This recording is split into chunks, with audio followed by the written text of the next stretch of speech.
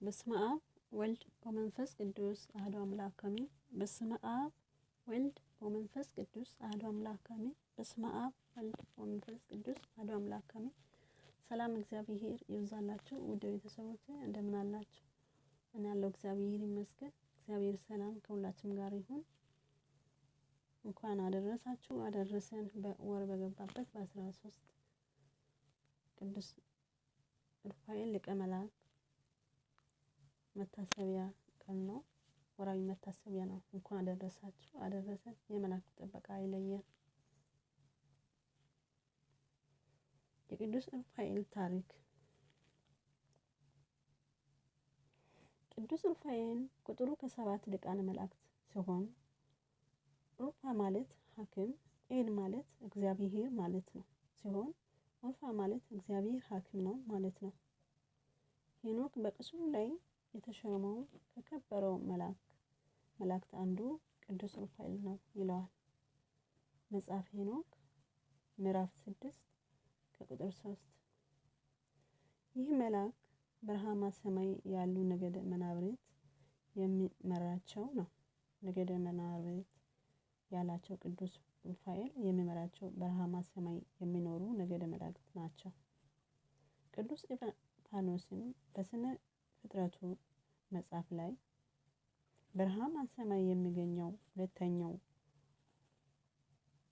ሁለተኛው 10 ነገደ መናብርት ሲሆናቸው አለቃቸው ቅዱስ ሩፋኤል ነው። እነዚህ ረቂቅ የሆኑት የመብረቅ ጋሻ የእሳት ጦር ይዘው ከነፋስ ይልቅ የፈጠኑ ሲሆኑ በረሃማ በሁለተኛው ክፍል ላይ አሰፍሯቸዋል። ቅዱስ ሩፋኤል የሚመራቸው ከዚህ ነገድ 24ቱ ካህናት ሰማይ ወጥተዋል። አባ ጊዮርጊስ በሰዓታቱ ላይ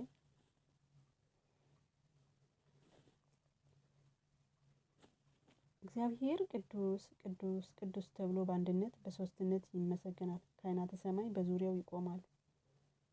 በዙፋኑ ፊት እየሰገዱ አክሊላቸውን እያወረዱ እሳትነት ባህር የሚበር ወገግ በመብረቅ ወገግ በሚል ጊዜ እንዳይመታቸው ይጠነቀቃሉ ይላል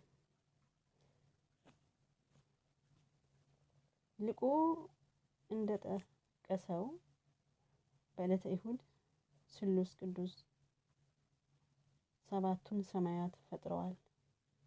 ከዚያም ልዑል እግዚአብሔር በዕለተ እሁድ 7ቱ ሰማያት ከፈጠረ በኋላ ሊቁ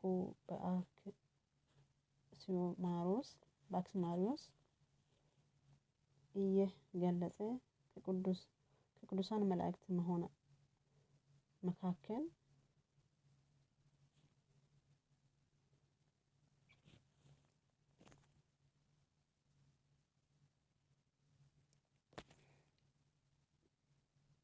ከሰራዊተ ሩፋኤል 24 ሊቃናት መርጦ በመንበረ ስብዓት በመጋረጃዋ ውስጥ ዙሪያውን ክንፍ ለክንፍ ገጥሞ አቁሟቸዋል። ሕዝቅኤል 1 ምዕራፍ 1 ቁጥር 11 እስከ 12 ቁጥራቸው 24 ማድረግ በ24 ጊዜያት ጸልየው ሌላው ራሳቸውን ጠብቆ ዋጋቸውን ተቀብሎ የሚኖሩ መሆናቸው ሲሆን እነዚያም መላእክት ካህናተ ሰማይ ስሏቸው የእሳት የወርቅ ጽና ሲያስዛቸው የብርሃን አክሊል ጳዝዮስ የሚባል የብርሃን ዘውድ ደፍታቸዋል። የብርሃን ዘንግ ማዕጠንተ መስቀል የሆነው ሲያስዛቸው የብርሃን ካባ ላንቃ ሕብሩ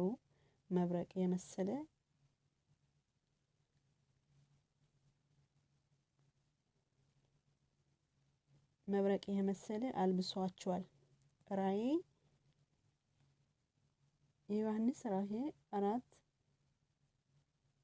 ምዕራፍ 4 ከቁጥር 4 እስከ 7 ምዕራፍ 10 ከቁጥር 11 እነዚያ ሰማያውያን ካህናት በአንድ ላይ ባጠኑ ጊዜ ዛሬ በክረምት ጊዜ ጉም ተራራ እንደሚሸፍነው ከማይጠንታቸው የሚወጣ ጢስ መልኩ መብረቅ ድምፅ ነጎድጓድ መዓዛው መልካም የሆነው ጽርሐ አርያም መንበረ መንግስት የተባሉ የብርሃን ሰማያት የሚሸፍኑ የሚጋርዱ የጢሱ ጋር ቅዱሳን ጸሎት አብሮ ወደ እግዚአብሔር ፊት ይወጣል።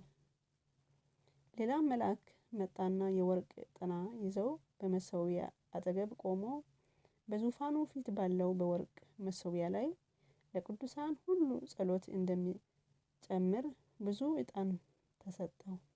የዕጣኑ ጢስ ከቅዱሳን ጸሎት ጋር ከመልአኩ እጅ በእግዚአብሔር ፊት ወጣ እንዳለ ዮሐንስ ራእይ 20 ከቁጥር 3 እስከ 5።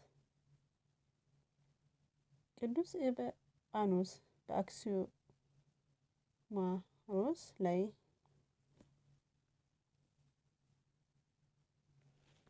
ውበ ኪሩቤል ይቆሙ በየማን በአምሳለ ቀሳውስት ወሱራፌል ይቆሙ በአምሳለ ዲያቆናት ወድኃሬሆሙ ካህናተ ሰማይ እልፍ አእላፋት ወትንቢት አእላፍ መብረቅ ነጎድጓድ ወሰረገላሆሙ ምስለአነ አይንት እንዳለ ኪሩቤል በቀኝ ሱራፌል በግራ ከፍ ብሎ ካህናተ ሰማይ ክንፍ ለክንፍ ገጥመው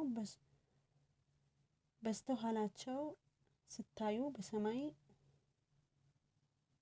ወደድ ዙሪያ እልፍ አእላፋት መብረቅ ነጎድጓድ ሰረገላ እንደ መስታወት ብሩህ የሆኑ ሲኖሩ እነዚያ ቅዱሳን መላእክት ሳያቋርጡ ቅዱስ ቅዱስ ቅዱስ እግዚአብሔር እያሉ ፈጣሪያቸውን በአንድነት በሶስትነት ያመሰግኑታል። ራእይ 4 ከቁጥር 8።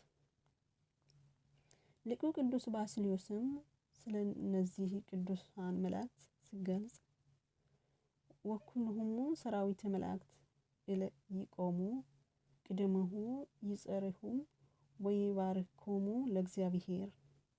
በፊቱ የሚቆሙ የመላእክት ሰራዊትም ሁሉ ጮሆ ያመሰግኑታል። የመላእክት አለቆች ለማይታይ ለባለ ዝህ ስም ዘንበል ብለው ይሰግዳሉ። እግዚአብሔር የሚያመሰግኑና የሚዘምሩ ዙፋን የሚሸክሙ አርባዕቱ እንስሳት ጮሆ ያመሰግኑታል። ዕጣን የተመሰለው የወርቅ ማዕጠንት በእጃቸው ያለው 24ቱ ካህናተ ሰማይ ይኸውም የቅዱሳን ጸሎት ነው። እስከ ዘላለሙ ሕያው በሆነው ፊት የሚቀበለው መስዋዕት አድርጎ ወደ ላይ ያሳርጋሉ በማለት የቅዱሳንን ጸሎት ቅድመ እግዚአብሔር በማዕጠንታቸው ለማሳረግ የተመረጡ መላእክት 24 ካህናተ ሰማይ መሆናቸውን አስተምረዋል። ይህ መልአክ ጦቢትን የተራዳ መልአክ ነው። ይህ ጦቢት 10 ነገድ ቅድመ ልደተ ክርስቶስ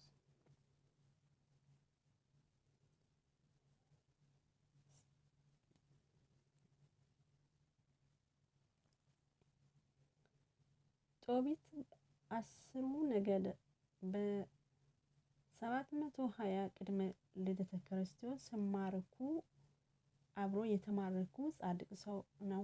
ይህ ሰው በመርዳት በደግነት የታወቀ ጦቢት ከመንገድ ወድቆ የተገኘ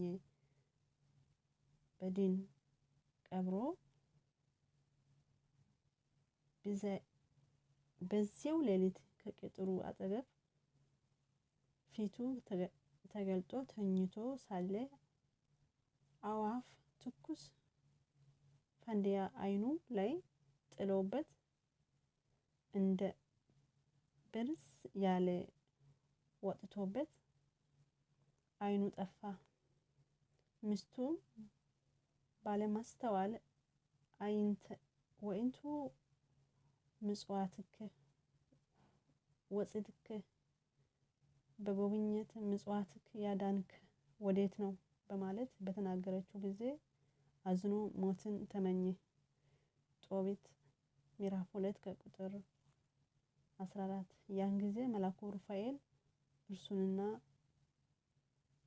እርሷንና ባሎቿ ስለሞቱባት ቤተሰቦቿን ያንቋሸሻትን የነበረችው የኡራኤል ልጅ ሳራን ለማዳን ተልኮ በመምጣት አስቀድሞ በእርሷ ላይ አድሮ ባሎቿን ይገድልባት የነበረው ገሃነን አስወጥቶ የጦቢትን ልጅ ጦቢያን እንዲያገባ አድርጓል። በዚህም ፍትሐ ማኅፀን ተብሎ በኋላም ወደ ጦቢት በመሄድ ረጅም ዘመን የታወረ ዓይኑን አብርቶለት አነ ውእቱ ሩፋኤል መልአክ አሐዱ እምኔ ስብሐቱ ቅዱሳን መላእክት